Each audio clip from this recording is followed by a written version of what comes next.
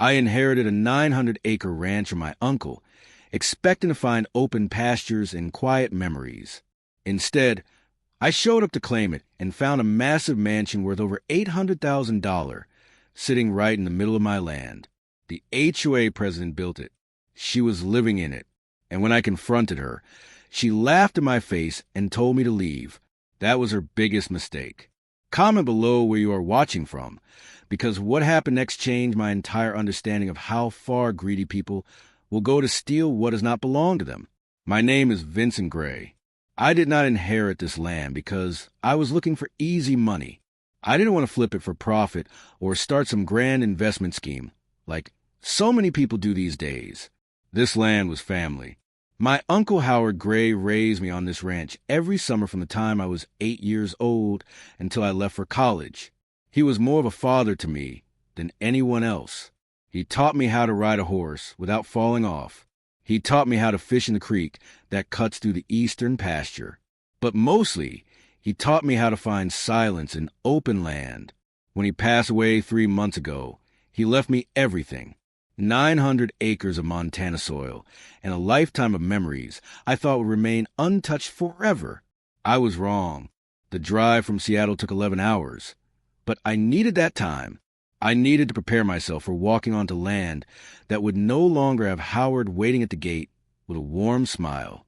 I pulled my truck up the long dirt driveway, my heart heavy with grief. But as I rounded the bend past the old stable, I slammed on my brakes. What I saw made no sense. About 200 yards east of the stable, where there should have been nothing but tall grass and wildflowers, stood a monster.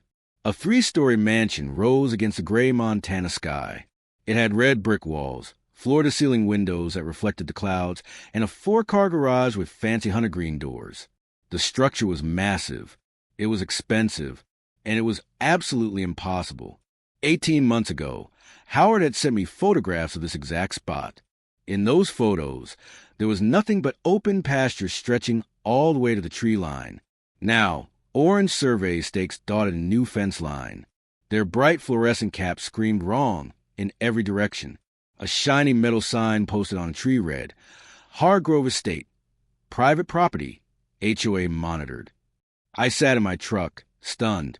I would later learn that every permit, every inspection, and every county signature had passed through the system without a single question raised. But at that moment, all I knew was that someone had built a palace on my inheritance. I stepped out my truck, my boots crunching on the gravel. The front door of the mansion opened, and a woman walked out. She looked to be about 55 years old. Her blonde hair was styled with absolute precision, not a single strand out of place. She was wearing clothes that probably cost more than my monthly rent back in Seattle. She approached me with a confident stride, like she owned the world, and I was just a bug on her windshield. "Can I help you?" she asked. Her voice carried no warmth, only suspicion. I held up the folder containing my uncle's will and the property deed. "My name is Vincent Gray," I said, trying to keep my voice steady. "This is my land." She laughed. It was a short, dismissive sound. "I am Linda Hargrove," she declared, president of the Stillwater Heights HOA. "I purchased this property legally 2 years ago. Whatever papers you have are worthless now. Leave before I call the sheriff." She paused, then added with a smirk, "There's an HOA meeting tomorrow. If you don't leave, I will make sure everyone knows about you." That night, I couldn't sleep. My attorney confirmed what I already suspected. No transfer of land had ever been recorded. Linda Hargrove had built her dream home on land she did not own. The next morning, I drove to the Stillwater County Assessor's office before it even opened. I sat in my car, drinking cold coffee, waiting until the lights came on inside. When the doors opened, I was the first one in line. The clerk behind the counter was a young woman with tired eyes. She looked like she had seen every type of land dispute this county could produce. I handed her my documents, my uncle's death certificate, the notarized will, and my identification. I need to check the status of the Gray property. I told her. She typed on her computer for several minutes. The silence in the room was heavy. Then she turned her screen toward me. The records were unambiguous. 900 acres belonged to Howard Gray, now transferred to Vincent Gray through probate. No sale, no transfer, no debts. It's all yours, she said. Then explain the mansion. I said. She frowned and scrolled down. Suddenly, her expression changed. My stomach tightened. Wait, she whispered. Here is something. A survey filed 18 months ago by a company called Hargrove Land Services had redrawn the eastern boundary of my ranch. It carved 45 acres away from the Gray property and assigned them to Linda Hargrove. The clerk shook her head slowly. This was pushed into the system, but it never went through proper approval channels. It has no legal standing whatsoever. Who submitted it? I asked. She checked the signature line and looked up at me with something like pity in her eyes. Tom Reeves, she said. He is our county building inspector. I felt a chill run down my spine. This wasn't just a mistake. This was a setup. I returned to the ranch with the documents in my hand, determined to resolve this face-to-face. Linda was waiting for me, but she was not alone. Her husband, Doug, stood beside her. He was a thick man in his 60s with the bearing of someone who had spent decades giving orders. 2 other men flanked him, both wearing polo shirts embroidered with the HOA logo. It looked like a private security force. You again, Linda said before I could even get out of my truck. I told you yesterday this matter is settled. I stepped out and held up the county records, showing no valid transfer. According to the county, you are trespassing. Doug stepped forward. His voice was flat and controlled. Son, he said, I was sheriff of this county for 22 years. I know every judge, every officer, and every clerk in this building. You want to make accusations? You better have more than some printout from a confused secretary. Linda smiled, feeling protected. My husband is right. We have a valid building permit, approved inspections, and everything is done by the book. You are the one trespassing now. She pulled out her phone. I am calling the sheriff's department. Let them sort out who belongs here. 15 minutes later, a deputy arrived. He stepped out of his cruiser and embraced Doug like a son greeting his father.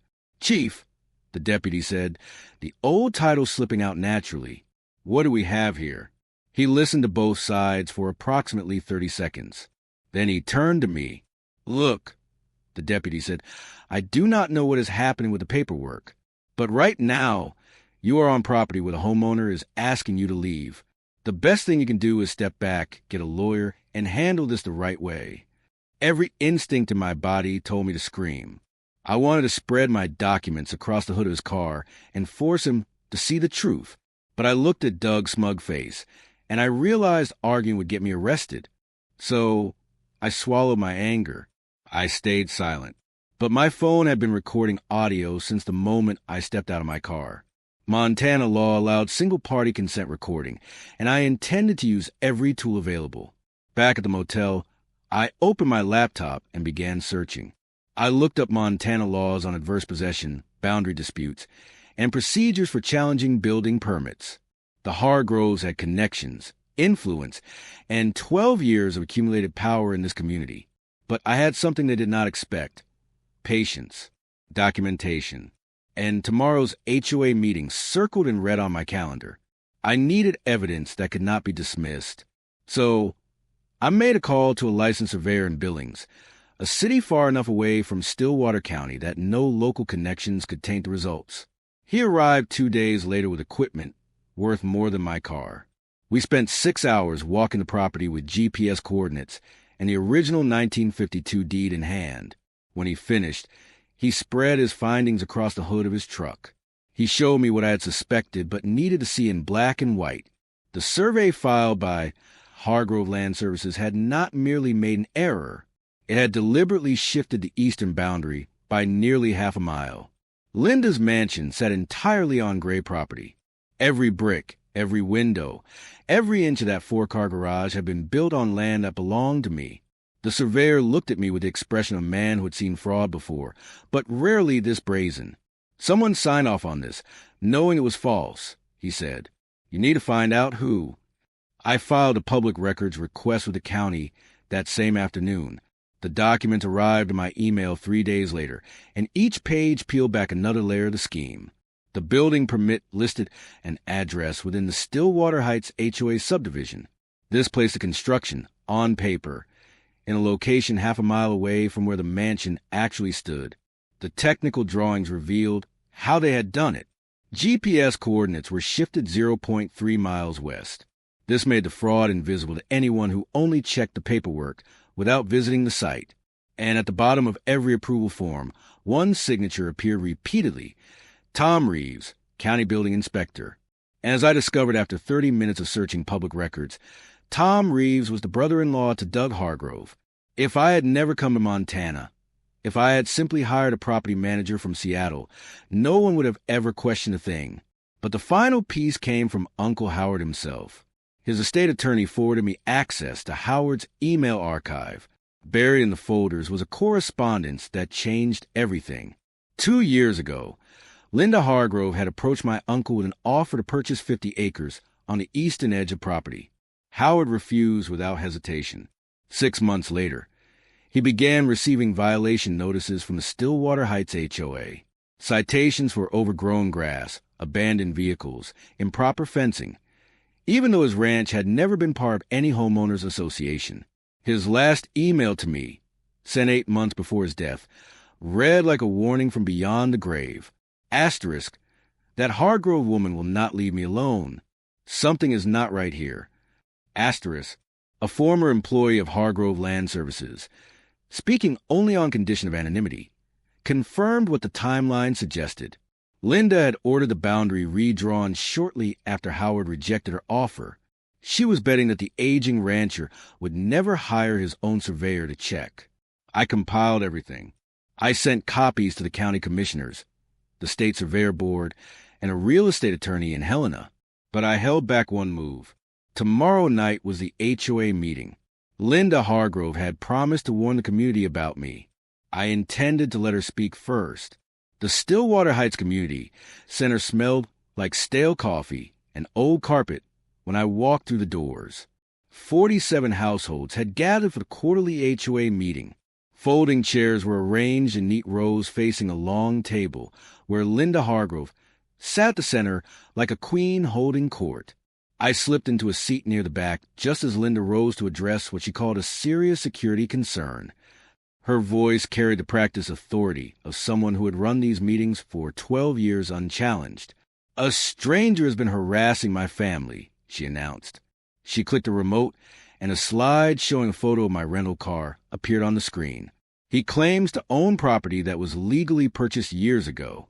He has exhibited erratic behavior, possible mental instability, and may pose a threat to our neighborhood." Murmurs rippled through the crowd. A woman 2 rows ahead leaned toward her husband and whispered, "We should have called the police sooner." Linda smiled, enjoying the fear she was creating. "I am proposing that the HOA issue a formal resolution barring this individual from our jurisdiction." I stood up, heads turned like falling dominoes. Linda's smile flickered before hardening into a glare. "You are not a member of this association," she snapped. "You have no right to speak." I kept my voice calm. Section 4.7 of your bylaws allows any individual named in an official HOA matter to respond before a vote. I am that individual. A woman in the 3rd row nodded slowly before Linda could object. A young man near the projector gestured for my laptop. I handed it to him. Within seconds, the screen behind Linda displayed something she had never expected to see in public. The county map appeared first, showing the gray property boundaries since 1952. A few people leaned forward. Then, the independent survey appeared. It showed the mansion's footprint highlighted in red, sitting entirely on my land. Someone in the back inhaled sharply. Then came the building permit with its falsified address. The GPS coordinates placed the construction half a mile away from reality. Finally, Uncle Howard's email appeared on the giant screen. Asterisk, that Hargrove woman will not leave me alone. Asterisk, the room went utterly still. Linda's face cycled through confusion, then recognition, then pure panic. "Those are fabrications," she shouted. "He hacked the county systems. Doug, call the sheriff." But Doug did not move. His hand dropped slowly to his lap. He was staring at the signature on every approval form on the screen. His brother-in-law's name in black and white. All color drained from his face. Linda grabbed the microphone. "You people do not understand what I have done for this community. 12 years I built Stillwater Heights. And this gray boy thinks he can just..." She stopped. The word hung in the air. Asterisk gray. Asterisk, not stranger, not trespasser. She had just acknowledged, before 47 witnesses, exactly whose land she knew she had built upon. I closed my laptop and walked toward the exit. The county commissioners, state surveyor board, and attorney general received everything you saw this morning. I said without turning back. This meeting is recorded under Montana Public Assembly regulations. Behind me, Doug's voice rose with hollow threats of lawsuits, but the damage was done. Linda had convicted herself with a single word. 3 weeks after the HOA meeting, the investigation concluded with results that exceeded anything I had anticipated. The county commissioners revoked Linda's building permit, declaring the mansion an illegal structure on land she had never owned. The state surveyor board permanently stripped Hargrove Land Services of its operating license for submitting fraudulent boundary documents. Tom Reeves, the building inspector, was suspended pending criminal charges for falsifying public records. The dominoes fell one by one. The district court ruling came down on a Tuesday morning. I sat in the gallery and watched Linda Hargrove stand before the judge as the verdict was read. Guilty of criminal trespassing, elevated to a Class 4 felony due to the property value involved. Guilty of fraud, guilty of forgery. The sentence, 18 months suspended, 5 years probation, and $340,000 in restitution to cover demolition costs and my legal fees. Doug Hargrove faced separate charges for conspiracy and obstruction of justice. His trial was scheduled for the following month. The HOA held an emergency vote that same week. The result was 41-6. They removed Linda from her position.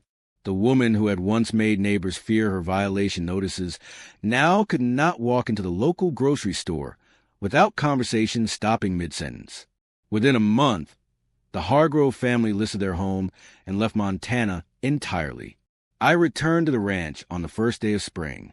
The mansion was gone. Where 3 stories of red brick had once stood illegally, only a jagged concrete foundation remained. Rebar fingers reached up from the broken slab like the skeleton of something that should never have existed. Demolition crews would finish clearing it by summer's end. I walked to the eastern ridge and looked out across the land my uncle had protected his entire life. The Montana wind carried the smell of dry grass and open sky. Somewhere below, the creek still ran to the pasture where Howard had taught me to cast my first line. I reached into my pocket and pulled out a photograph of us standing on this exact spot, both squinting against the sun. I did not reclaim this land through threats or violence.